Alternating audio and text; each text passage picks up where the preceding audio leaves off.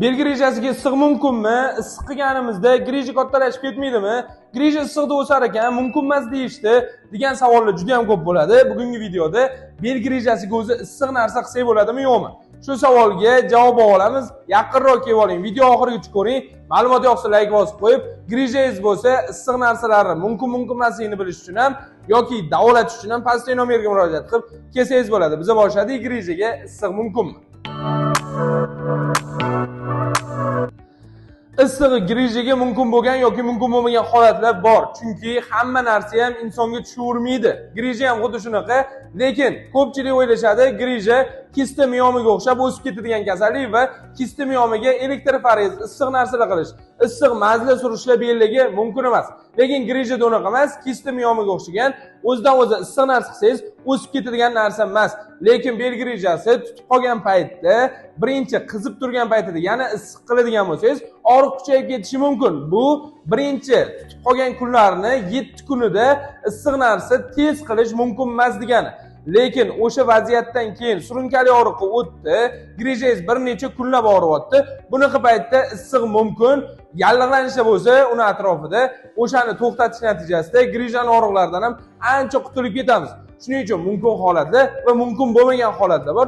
O'sha narsalarga endi ko'proq tushuntirib berishga harakat qilaman. Videoni kuzatib boring, like bosib, obuna bo'lib qo'ying. Grijangiz bo'lsa, pastdagi nomerga murojaat qilib kelaverasiz.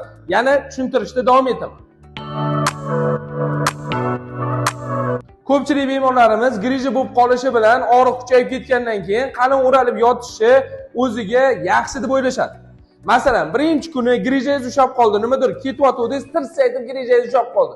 Bo'ksidan oyoqqa og'riq berib yubordi. Shu jarayonda disk churrasi siqilib, nervi siqib qo'yganligi uchun o'zi qizib olovday u joyda yong'in yuzaga kelgan bo'ladi belingizda.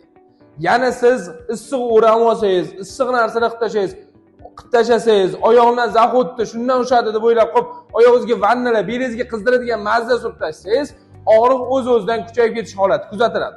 Shuning uchun bunaqa paytda muzday narsalar qo'l keladi. Grijangiz tars ushab qoldi, o'sha vaziyatda sovuqroq narsalardan foydalanib, belimizga muzday emas, lekin sal sovuqroq narsalar qo'yib, o'sha joydagi olovni o'chirib olish kerak. Birinchi 7 kunlikda.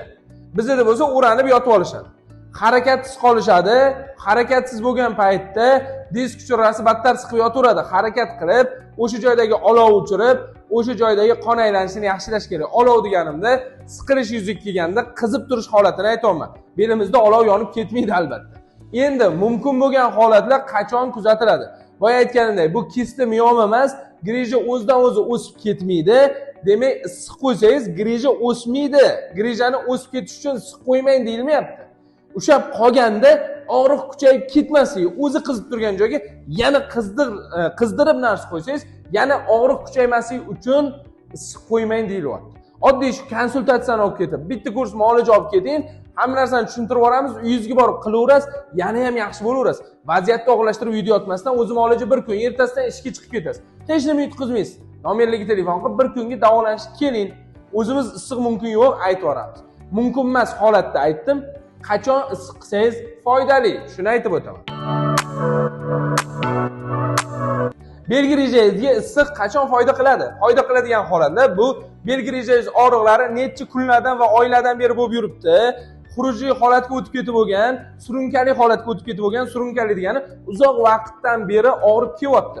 Shunaqa jarayonda havoga bulut chiqqanda yoki tashqariga chiqsangiz, ayniqsa mana hozir kuz oylarida kun sovishi bilan bel og'riqlari, oyoqqa og'riq berisha boshlanadi. Yozim bilan tinch yurgansiz. Shunaqa og'riqlar faqat kun sovug'ida boshlanib, sizni kunlar yana ham sovugani sari bezovta qilib, yomg'ir yoqqan kunlari yomon bellaringiz ushab qotib qolayotgan bo'lsa, bunaqa vaziyatda qizdiradigan mazlar yoki oyoqqa qilinadigan vannalar har qanday issiq juda ham umr pog'onasiga foydali va yallig'lanishlarni yo'qotadi, nervlarni bo'shashtiradi, belimizdagi qotib turgan og'riqlarni bo'shashtiradi. Tashqaridan sovuq, belimizga biz ichkarida issiq beramiz. Shunda tashqaridagi sovuqni yengadi, belimiz yengillashish, yumshash holati kuzatiladi. siz qaysi paytda issiqdan foydalansangiz og'riq kuchayib ketmasligi yo qaysi paytda foydalanmasligi kerakligini bilish uchun ham boya aytgandek konsultatsiya muolaja kelishingiz kerak. Narxi qimmat emas, nomerlarga telefon qilib kelsangiz bo'ladi. Belgi rejasiga issiq narsa ma'lum vaqtda juda ham zo'r effekt beradi.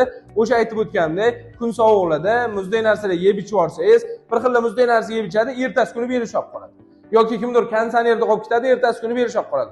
Yozgi kunida bo'lganmi, ventilatorda yotib qolib beli shop qolgan. Bu grijani og'rig'i emas, bu yallig'lanish og'riqlari ana shunaqa sovuqdan bo'lgan og'riqlarda issiq narsa juda ham foyda qiladi. 15 dan 20 daqiqagacha bu sog'liqni saqlash statistikasida berilgan.